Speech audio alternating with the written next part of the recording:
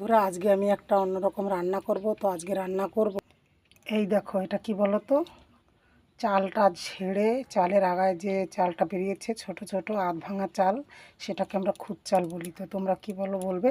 তো আজকে খুদির ভাত রান্না করব। এটাকে ধুয়ে সুন্দর করে গামলাতে রেখেছি, আর তার সঙ্গে রেখেছি মুসুর ডাল, এটাকেও ধুয়ে রেখেছি, দেখো পুরোটা ভিজে বোঝাই যাচ্ছে। আর তার সঙ্গে এখানে রেখেছি কাঁচা লঙ্কা, ওই দেখো রসুন আর পেঁয়াজ। এগুলো দিয়ে আজকে খুদির ভাত রান্না হবে, সঙ্গে থাকবে ডিমের অমলেট। তো এই আলুগুলো ধুয়ে কেটে চাড়িয়ে দিয়েছি, তার ভিতরে চালটা ঢেলে দিলাম। এখন আমি এর ভিতরে লবণ দিয়ে দিচ্ছি। তো বন্ধুরা দেখো, চালটা অর্ধেকটা ফুটে এসেছে। এটা হতে বেশি টাইম লাগে না, কারণ আধ ভাঙা চাল তো।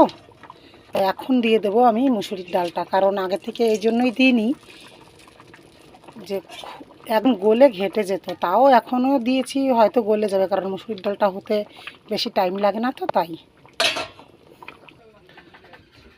ভাতটাকে ঢেকে দিয়েছিলাম, ঢাকার পর দেখো একদম হয়ে এসছে, জল শুকিয়ে এসছে। এখন দিয়ে দেবো পেঁয়াজগুলো, পেঁয়াজ আর রসুনগুলো দিয়ে ঢেকে দেব।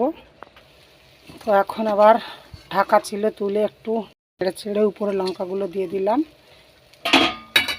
দিয়ে কিছু সময় আবার ঢেকে রাখবো।